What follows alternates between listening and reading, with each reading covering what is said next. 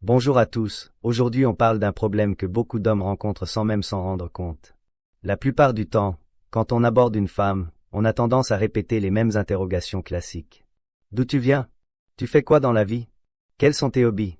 Ces questions semblent anodines, mais en réalité, elles rendent l'échange monotone et prévisible. Sans le vouloir, vous tuez toute étincelle d'intérêt. Alors, que faire à la place? Il existe des façons de dialoguer qui réveillent sa curiosité et créent une vraie complicité. Des questions qui lui donneront l'impression que vous la comprenez profondément. À la fin de cette vidéo, vous saurez exactement quoi lui demander pour établir ce lien unique.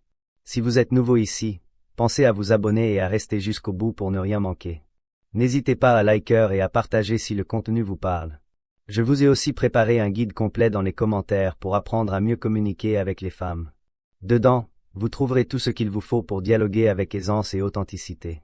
Mais pour l'instant, concentrons-nous sur l'essentiel. Avant d'aller plus loin, prenez 2 secondes pour repenser à la dernière fois que vous avez parlé à une femme qui vous plaisait. Quelle a été votre toute première question? Comme la majorité des hommes, il est probable que vous ayez choisi l'une de ces 3 options classiques. Voici le souci que personne ne vous a encore expliqué. Quand vous demandez « D'où viens-tu ?», son cerveau se met presque en veille. Ce n'est pas qu'elle est impolie ou désintéressée, c'est un réflexe naturel. Notre cerveau, et encore plus celui des femmes, est câblé pour reconnaître les répétitions. Quand il entend pour la 1000e fois la même question, il passe en mode automatique, un peu comme lorsqu'on refait chaque jour le même trajet sans même y penser. Mais ce que peu d'hommes comprennent, c'est que les femmes ne font pas que répondre à vos questions. En réalité, elles évaluent en permanence votre aisance sociale. Chaque interrogation que vous posez révèle votre niveau de compréhension des relations humaines. Si vous posez des questions basiques, vous montrez que vous manquez d'originalité. Après de nombreuses observations, j'ai remarqué que les femmes les plus sollicitées entendent ces questions standards entre 15 et 20 fois par semaine. Imaginez, c'est comme si on vous demandait chaque jour comment vous avez réussi dans la vie. Au bout d'un moment, vous donneriez des réponses toutes faites, sans même y réfléchir. Là où ça se corse, c'est que lorsqu'une femme répond machinalement, elle perd non seulement tout intérêt pour la discussion, mais aussi pour vous. Son inconscient vous classe simplement comme un homme de plus, un parmi tant d'autres. Mais il est possible de sortir de ce schéma, et c'est là que la psychologie entre en jeu. L'esprit féminin réagit fortement à l'inattendu, à ce qui rompt la routine. C'est comme entendre une musique nouvelle dans un silence, toute son attention se focalise immédiatement sur cette nouveauté. Un grand penseur disait que celui qui maîtrise les circonstances contrôle le résultat. Dans une conversation, vous créez ces circonstances par le type de questions que vous choisissez. Si vous posez les mêmes questions que tout le monde, vous obtiendrez les mêmes réponses banales. Mais si vous osez poser des questions différentes, vous capterez son attention et son intérêt véritable. Vous découvrirez des facettes de sa personnalité qu'elle partage rarement. La différence entre un homme ordinaire et un homme qui captive ne tient pas à son apparence, son argent ou son travail, mais à sa capacité à éveiller une curiosité sincère. C'est l'art de lui faire sentir qu'elle est vraiment écoutée, et non interrogée.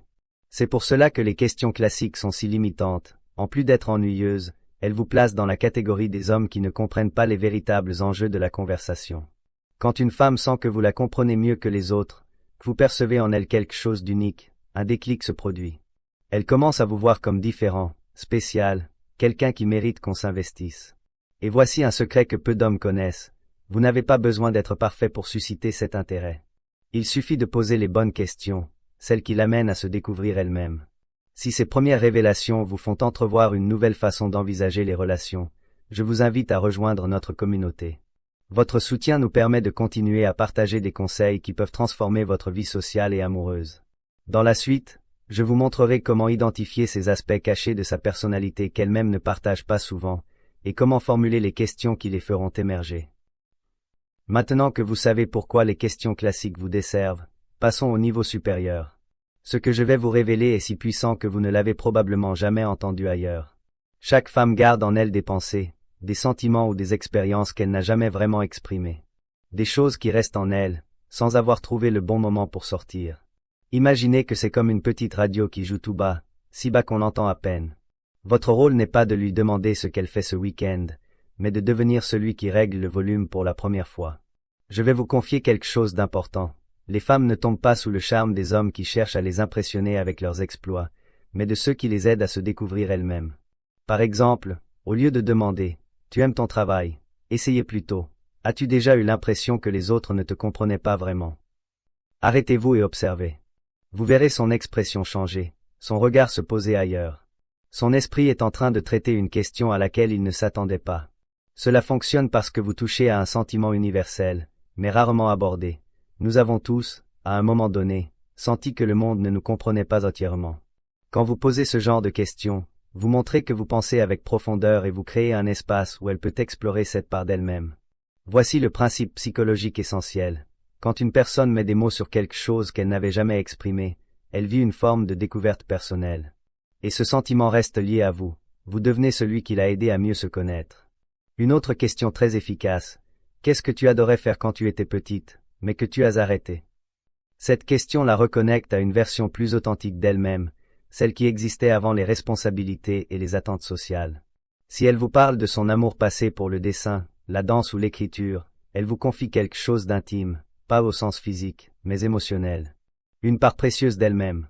Les grands stratèges le savaient, le vrai pouvoir ne vient pas de la force, mais d'une compréhension profonde des motivations humaines. En séduction, votre force ne vient pas de vos réalisations extérieures, mais de votre capacité à comprendre ce qui l'anime émotionnellement. Attention toutefois, ne jouez pas au thérapeute. L'idée n'est pas de régler sa vie, mais de créer une connexion vraie. Écoutez, posez des questions ouvertes, gardez l'échange naturel. Une technique avancée qui fonctionne bien, la question du contraste émotionnel. Quand as-tu ressenti pour la dernière fois que tu étais vraiment toi-même? Cette question est forte, car elle sous-entend que vous comprenez qu'on porte souvent un masque social. La plupart des femmes enchaînent les rôles, professionnels, amis, filles. Rarement on leur demande ces moments où elles peuvent être simplement elles. En posant cette question, vous reconnaissez la complexité de leur vécu. Vous montrez que vous les voyez comme des êtres profonds, et non comme une simple liste de centres d'intérêt. Voici ce qui distingue l'homme banal de l'homme qui captive. Le premier cherche des informations pour combler les silences, le second pose des questions qui créent des silences pleins de meaning. Quand vous réussissez à ce qu'une femme se connecte à vous grâce à cette découverte d'elle-même, il se produit quelque chose de magique. Elle vous associe à cette sensation de profondeur et de compréhension. Vous n'êtes plus celui qui veut des infos, mais celui qui la voit vraiment. Un homme qui demande « Qu'est-ce que tu étudies ?» sera oublié rapidement. Celui qui demande « Qu'est-ce que tu aimerais que les gens perçoivent de toi sans que tu aies à le dire ?» restera dans sa mémoire bien plus longtemps.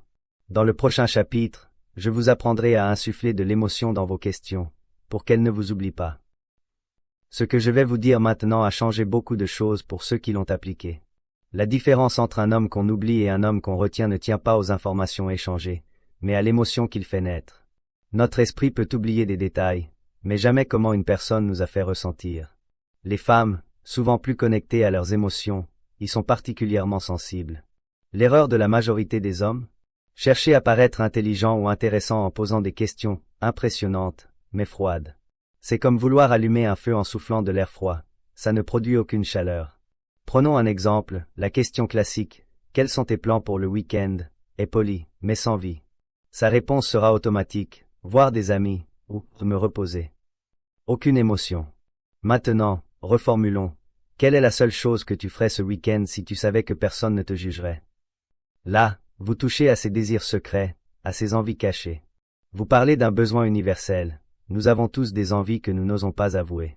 Quand vous reconnaissez cela, vous établissez une connexion émotionnelle immédiate. Le principe est simple, les émotions sont contagieuses. Si vous parlez avec authenticité et chaleur, elle ressentira la même chose. Les questions les plus efficaces ne sont donc pas de simples demandes d'informations, mais des invitations à partager une émotion. Par exemple, as-tu parfois l'impression de vivre la vie que tu veux vraiment, ou celle que tu crois devoir vouloir? Cette question cherche une confidence, pas un fait. Quand une personne se livre et partage une vulnérabilité, elle se sent plus proche de vous. C'est un principe psychologique fondamental. Mais attention, il ne s'agit pas de créer un malaise, mais un espace de confiance.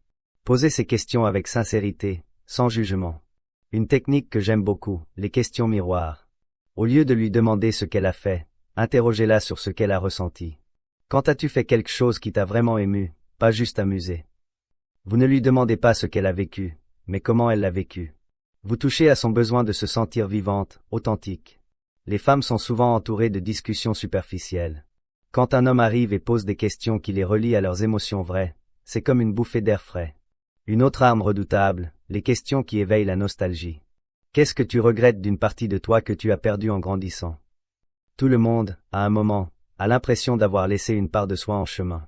Toucher cette nostalgie crée une émotion intense et immédiate. Maintenant, j'aimerais avoir votre avis. Selon vous, quelle approche fonctionne le mieux pour créer une connexion rapide?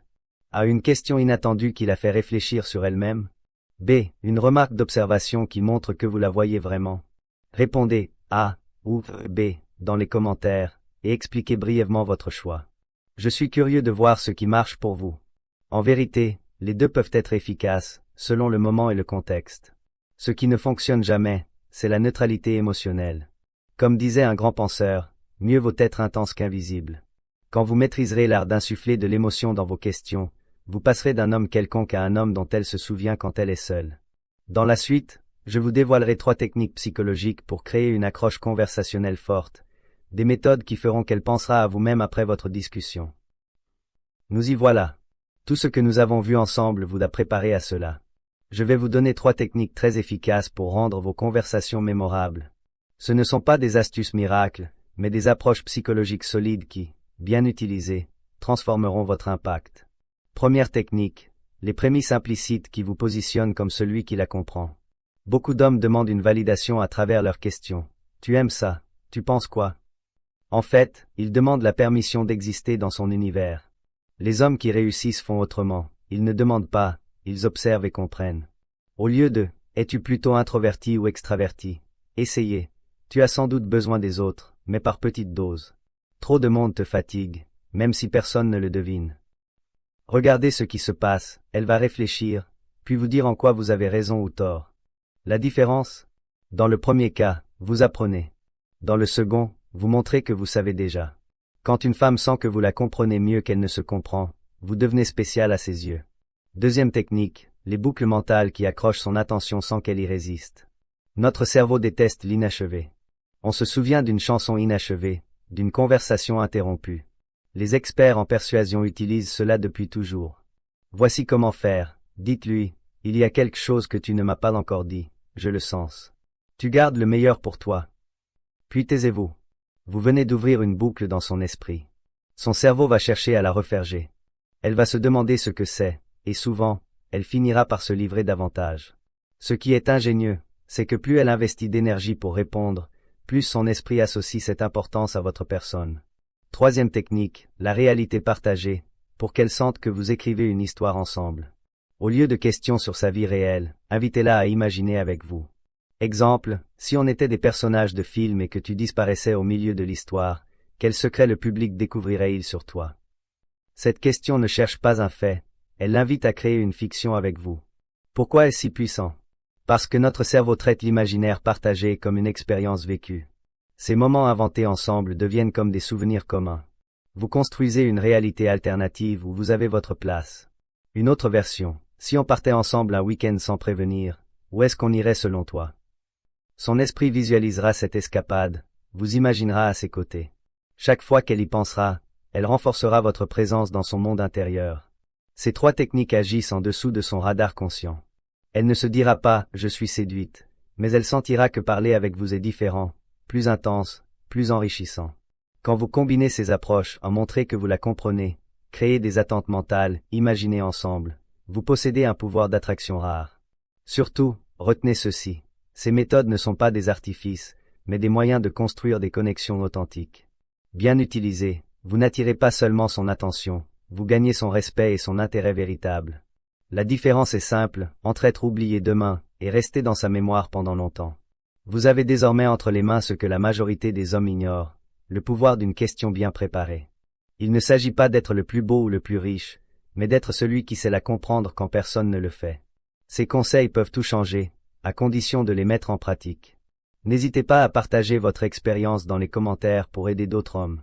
Vos retours sont précieux. Abonnez-vous pour découvrir d'autres secrets utiles en relations humaines. Je vous dis à très bientôt pour la prochaine vidéo.